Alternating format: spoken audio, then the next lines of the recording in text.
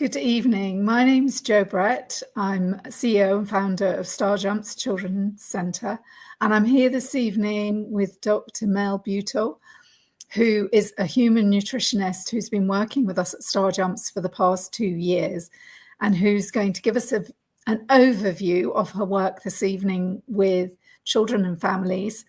We've been really excited to work with Mel because she is as passionate as we are about the difference that nutrition can make in someone's health and their potential success and happiness as a human. So just very briefly, Mel has a qualification as a human nutritionist at master's level, and also is completing a master's in dietetics. She also, if that's not enough, has another master's in psychology. And in her PhD research, she examined the associations between modifiable lifestyle behaviors and mental health concerns in children and adolescents. She is very passionate about all things nutrition. She has 2 young children herself, and she's from Australia. And she's lived for 13 years in Asia, so she's got quite a broad range of experience of different cultures and lifestyles and nutrition in different countries. So I'm going to hand over to Mel, who's going to talk for around about 30 minutes, after which she'll be able to answer some questions. If you have questions, please put them in the comments box, and I will put the questions to Mel at the end. So Mel, I'd love to welcome you. I'm going to hop out now and hand over to you. So looking forward to hearing from you. Thank you. That's amazing. There we go. Fab. I think hopefully everyone can see the slides. They should be up there now. Thank you, Jo, for that really lovely introduction and for the opportunity to come and speak with our lovely Star Jumps community this evening. The slides should be up on the screen now, and you can see a fabulous picture there of some of our other therapists and also our beautiful centre. If you haven't visited our centre before, we hope to see you down there. It's a wonderful space, does magical things. As Jo said, my name is Dr. Bujtor, or as my Star Jumps patients know me, I'm Dr. Mel. I am a practicing clinician in the field of human nutrition, as Jo said, and I specialise in paediatrics and women's health, and I'm also a paediatric feeding therapist, which I'll explain a little bit more as we go through this evening. It means mainly that I work with children and adolescents that have difficulties with eating, drinking, and swallowing for various reasons. I'm also a scientist. I'm actively involved in scientific research, and my research work covers a broad range of nutrition and mental health topics, predominantly in children and adolescents. So it's a pleasure to be here this evening to speak with you all on a topic, as Jo said, that I am extremely passionate about, and that is feeding our little people. Why am I so passionate about feeding our little people? Well, because feeding children well, providing them with optimal nutrition, presents as an incredible opportunity to establish lifelong healthful habits. It gives them the best possible start in life, and it helps them to thrive across their lifespan. In terms of what we mean by nutrition, in its broadest sense, it is the science of how our bodies use food to grow, repair, and function at their best. It involves understanding the nutrients found in food, such as carbohydrates, proteins, fats, vitamins, and minerals, and how they interact with our bodies to provide energy, support development, and maintain overall health. At its core, nutrition isn't just about eating to survive, though. It's about making choices that nourish our physical, mental, and also our emotional well-being. So whether we're fueling ourselves for daily tasks or to prevent illness or enhance our quality of life, good nutrition is fundamental to supporting a really healthy and vibrant life. And why does it matter specifically with respect to children and adolescents? In these younger years of the lifespan, children and adolescents are rapidly growing and developing. So they experience significant changes in height and weight, alongside advancements in language skills, problem-solving skills, social interactions, and emotional regulations. And all of that takes quite a lot of energy, needs a lot of fuel. Alongside all of this, children also need an ample supply of the necessary nutrients as well. These are the building blocks for our body's growth and development and overall functioning. So, proper nutrition not only fuels us physically, but it also fuels cognitive development as well. So, aiding in the maturation of the brain and facilitating learning, memory, and problem solving skills. And then lastly, establishing healthy eating habits early on, it sets the stage for lifelong health and well-being. So we know now through research that metabolic programming through proper diet is one of the ways that we can prevent future diseases like cardiovascular disease and diabetes. And research has shown us that diseases like these can actually have their etiology traced back to early life eating and feeding practices. So, if you consider all of these elements together that I've just spoken about, childhood is a really crucial time for being able to optimize dietary intake. And it presents an incredible opportunity to shape the future health and well-being of our little people across their lifespan. So that's why I'm so passionate about feeding our little ones and feeding them really well. And all of that sounds great and really important, but feeding our little ones isn't easy. So, feeding children and adolescents well can actually be really, really hard at times. And that is where I come in. So, that is where I can help. I provide personalized nutrition guidance for health across the lifespan. So, nutrition is not a one size fits all approach. Every individual has unique needs shaped by their life stage, medical history, their background, their lifestyle, and even personal preferences. So, I work with people to understand these nuances and provide evidence based, personalized advice to help meet their needs. So, whether that's guiding parents on weaning, helping teenagers fuel their growing bodies, or supporting adults through periods of change, such as pregnancy or perimenopause and menopause, my goal is to always empower people with practical, achievable strategies to nourish their bodies and minds. I also provide feeding therapy. So I spoke about that earlier on, working with little ones and their families that are struggling to eat for a variety of reasons. So I help them with expert strategies to manage picky eating, food refusal, feeding disorders, and disordered eating. And lastly, I also work across women's health. So this is a cornerstone of my clinical practice because our nutritional needs are often deeply interconnected and sometimes even influenced by those of our little ones. So, whether it's navigating the changes of pregnancy or perhaps managing a PCOS diagnosis or thriving through menopause, which I believe we can, I provide sort of tailored empathetic support and guidance, which is again very individualized. This next slide just gives you a snapshot of some of the areas within paediatric nutrition where I can assist, including navigating a new or existing food allergy or intolerance diagnosis, gastrointestinal issues such as reflux, nutrient deficiencies and growth concerns, perhaps failure to thrive, working with neurodiverse individuals on dietary management and the how of eating, as well as navigating vegan and vegetarian diets. This is particularly important in children and adolescents, that these types of diets, if chosen for the various reasons that they are chosen, that they're really closely managed, as there's a high propensity for deficiencies in these diets in younger people.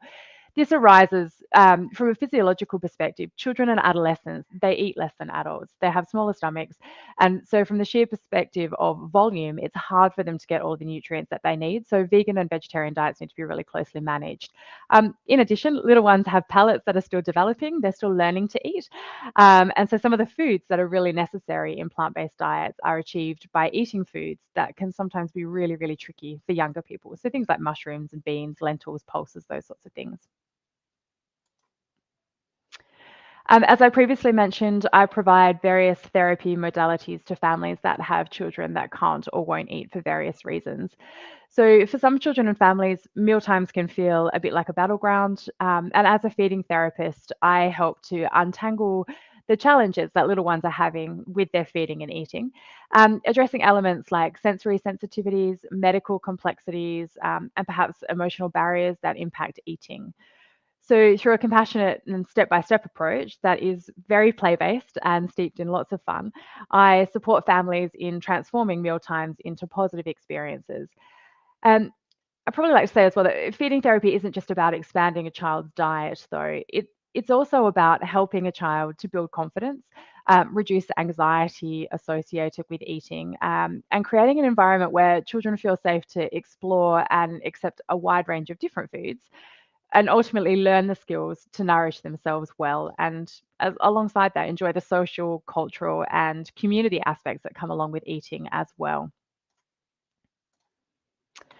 And as I mentioned earlier, women's health. So the research shows us that often women's health and paediatrics are deeply interconnected, as is the well-being of caregivers and their children. So my practice is about taking a holistic approach and supporting mothers in their nurturing roles and ensuring their health and nutritional needs are being met as well alongside those of their children, so that they can in turn also be the best versions of themselves in their caring capacities.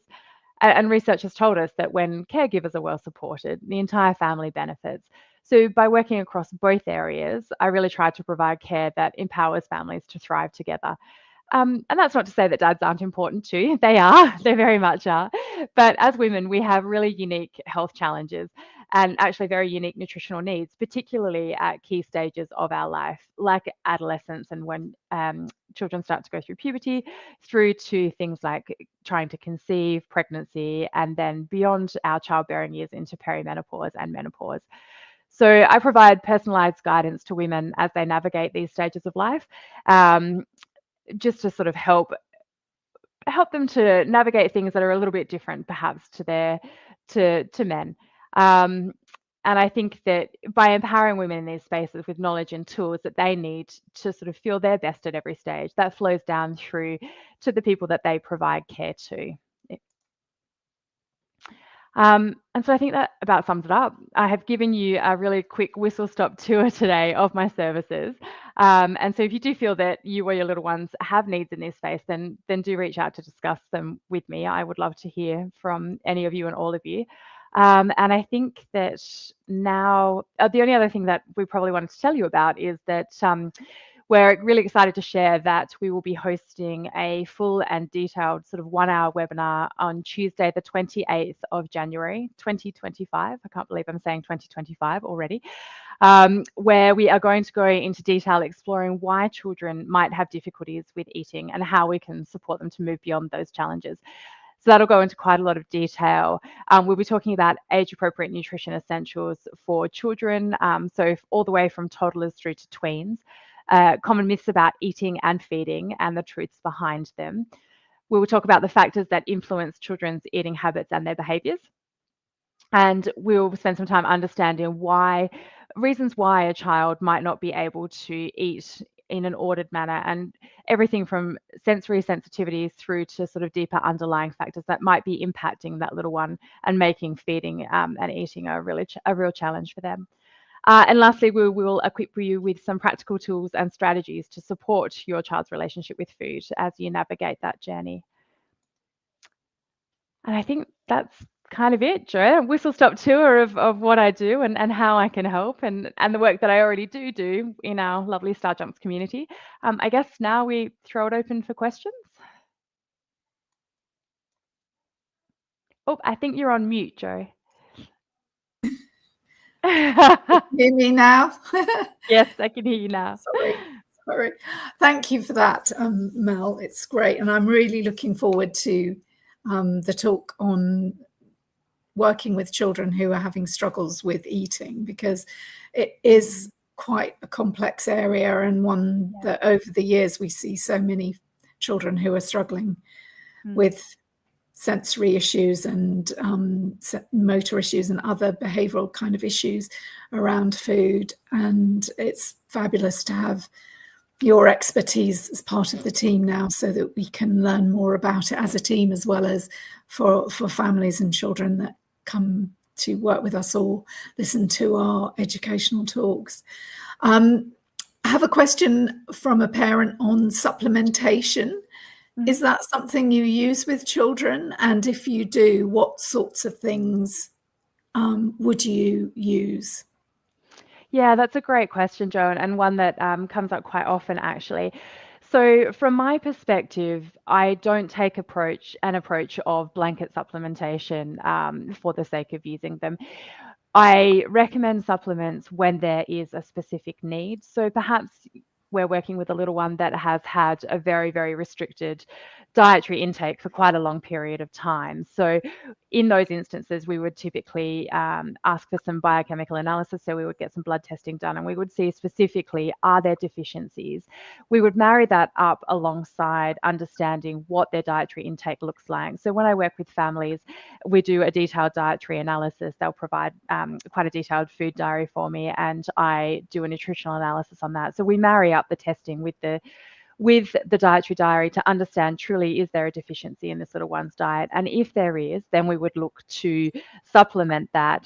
So perhaps some of the common ones that I see with little ones that have very restricted patterns of eating are iron deficiency, vitamin B12 deficiency. So that is the approach that I take. And I think that's a really sort of prudent approach to take. Blanket supplementation is not necessary, save for in the UK in the instance of vitamin D.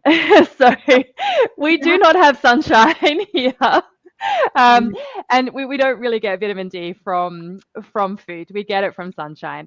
So the government advice here in the UK is that we should supplement from September through to March as a minimum. But I suggest that we supplement all year round. The summer that we've just had in 2024, there was no sunshine. It rained all summer. So I think that from a sort of a blanket supplementation perspective, vitamin D, we should all be taking it, all of us, sort of every age. But other than that, I think it's on a case-by-case situation, and it's really truly digging down first and understanding, is there a need and what does that need look like? Okay, thank you for that one. With children that you see who are school age and who are attending school, do you liaise with schools, and how does that tend to work? Yeah, absolutely. I think that's really, really important, Jo, that we do liaise with the schools and the teachers, because if you think about a child's usual Monday to Friday schedule, if they're attending school, there's typically, I would say, on average, 10 feeding opportunities within a week that are occurring in that school environment. Call that morning tea and lunchtime. That doesn't include perhaps if they're attending breakfast clubs or if they're attending clubs after school as well. So it's a really key piece when you're working with a little one that's not eating well. It's a really key piece to be able to spend time at the school, understand what their feeding environments are like, what their lunchrooms are like, and to be able to speak with their teachers so that we can ensure consistent messaging across all caregivers to that little one. And it's really important to understand what their lunchroom environment is like, because if a child has a lot of difficulty with sensory input, lunchrooms are really, really overwhelming places. They're very loud. They often don't smell great, to be fair. The lighting is quite harsh. And then, some children as well really struggle with the visual aspects of food. So if they are in an environment that is just overflowing with food on the lunch tray, on their classmates' plates in the bain-maries, can be really difficult for little ones. So yes, absolutely. I spend a lot of time going out and doing school visits and online chatting with little ones' teachers. And do you, with young children, sometimes do diets that will, say, remove dairy or gluten for a period of time? Yeah, absolutely. And again, that is usually based around a specific need for an individual. So perhaps they have already received a diagnosis of maybe they're celiac, or they are having gastrointestinal issues, or perhaps what we're trying to understand is there something in their diet giving them the gastrointestinal issues. So that's what we call an elimination diet. We need to approach those really, really carefully, and we need to closely manage them, because as I said at the start of the presentation this evening, little ones have a huge need for not only energy, but also nutrients. So if we're going to start removing a particular food group from their diet, there needs to be a really good reason as to why we're doing it. And then we need to really closely manage how they're going to receive that nutrient in other forms. So perhaps if we take your example of maybe needing to remove dairy from a diet, we say, okay, this child can't have dairy, but what can we do? We can use fortified foods, and we look at different ways that we can supplement that back in. So that speaks as well to the supplement question too. Okay, thank you very much. What's the youngest age of child that you've worked with? Oh gosh, well, actually, I've had one just recently, and she's 10 months old. So we do work with really little ones. So in that instance, they the little one was born with a heart defect. And so what a lot of people perhaps don't understand is that people often think that eating is this intuitive thing that we're born knowing how to do, which is true to an extent. For the first sort of few days and weeks of life, we are born understanding that we need to look for food, but that actually starts to drop away and eating becomes a learned behavior.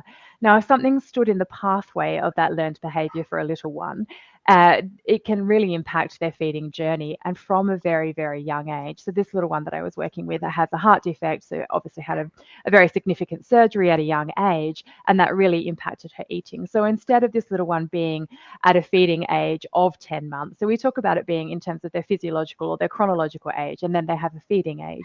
So this little one is 10 months in age, but really, in terms of feeding, she's at the start of that weaning journey and she's 6 months. So I've been working with her mum to help bring her around and help her on her weaning journey. So it can be as young, it can be really, really little.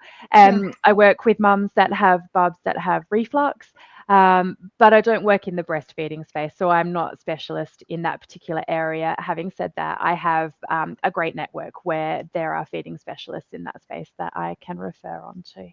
That's really helpful. We've got a question about women who might be perimenopausal. Yes. Can you help those sort of women, perhaps who have GPs who are dismissing their concerns as not being, not valid, being evident? Yes, I'm trying to think. No, and 100%. The tricky thing with perimenopause, and it's almost the mean thing about it, is the raft of symptoms is pages and pages long. So unfortunately, we often do find that we get dismissed at times. I think that the positive, though, is that there is so much that you can do from a lifestyle perspective to be able to alleviate your symptoms. So that is taking a look. And when I work with women, it's not just about taking a look only at the diet, but I take a holistic approach and we talk through everything from sleep to physical activity. I myself can't prescribe hormones, but I have a great network of people where if someone is feeling that the GP is not taking their concerns seriously, there's some great clinics that I work with that they're private, yes, but they're wonderful GPs and gynecologists and obstetricians that work in that space that can help. And alongside that, we do a lot of work with diet, with physical activity, with sleep, and with lots of other practices. So yes, absolutely. And I completely 100% understand where each of those women are at, being in that stage of life myself. So I can empathize alongside. Yeah. Yes, that lived experience does help. It does. We've got a question about egg intolerance. Can an intolerance to eggs occur later in life? And do you know what might be a cause of that? I don't know if that's a question. Yeah, that's interesting. So the thing with allergies is that we are still learning. So unfortunately, we do not know why yet, specifically why food allergies occur, why they start, and in some cases why they disappear. So with eggs, they commonly are in younger years and they do tend to right themselves by about 2 to 3 years of age. However, that's not to say that there aren't instances whereby it may start later. If there is a concern in that respect, then you would be seeking out a paediatric allergist. And again, I have a network. If somebody needs a connection there, we can certainly provide them with a connection. So if you do have concerns in that space, it would be having the testing done and understanding if that allergy, because obviously with allergies as well, you can have an intolerance, which can be difficult for you, but then also as well, depending on what occurs within the immune system, that can then become an allergy, and allergies can have significant and severe consequences. So if you have a concern, then that is something that should absolutely get tested. Interesting, with little ones, if you're on that weaning journey and you're starting to wonder whether or not you should be giving eggs, one of the things that you can do is put a little bit on the skin. So you can put a little bit on the skin up on the chest or on the side of the face. And if you note that welts and rashes come out in your little one, then that is, again, cause for you to go and seek some further assistance there. If you're concerned that your child is older and that you're developing an intolerance, again, you would go and seek some testing to be sure. Great, thank you. That is brings us to the end of the questions. I don't know if there's anything further that you'd like to say based on any of the questions or anything? No, I don't think so, Jo, other than just to say, if there is anything that you do want to know in any way, shape, or form about food, it doesn't necessarily need to be an issue. I like talking about food, every aspect of it. So if there is someone in our community that wants to speak about food, that has a concern, that has a question, that has an interest, then reach out. I'm happy to chat. I can talk about food all day long. Thank you. I'll just double check. Yes, that's our questions for this evening. And do join us and Mel to talk again on feeding. Do you want to just recap on what you're going to be covering on the 28th of January? Oh, yes. Let me just get my list up here. Bear with me 1 second. So the key part of that discussion on the 28th is going to be around little ones that are not necessarily little ones. So we're going to be talking toddler all the way through to adolescent that are struggling to eat for whatever reason that might be. So we're going to be talking through where's our slide? There it is there. So we're going to be talking through age-appropriate nutrition essentials. So really what I was talking about earlier today in the Facebook Live, what do we want to really see children eating and the why of that? But then bringing it back and saying that, again, that's all great and amazing, but what if they can't and what if they don't? So we will start digging into the reasons behind perhaps why a little one might not be eating and also what we can do about that. So different strategies that we can put into place and sort of talking through a few of the myths around eating and feeding as well. I guess one of the sort of a bit of a spoiler alert leading up to one of the key issues that I have is when we have a little one that can't or won't eat and they go and see a care provider and that care provider responds with, well, if they get hungry enough, they will just eat. And we know that's not true. We know that that's not the case. And so it's talking around all of those sorts of elements. So debunking the myths about why children can't and won't eat and when they aren't eating, what we can do to help. Brilliant. Thank you so much, Mel. That was really interesting. And I'm looking forward to doing this again in January in more depth. And thank you, anyone who's with us still this evening. We look forward to hopefully seeing you again on the 28th of January. And please email us info@starjumps.com if you have any questions or would like to make contact with Mel. We've got people saying thank you in the comments, Mel. So thank you very much. And everybody have a lovely rest of the evening. It's a pleasure. Thank you. Take care. Bye. Bye.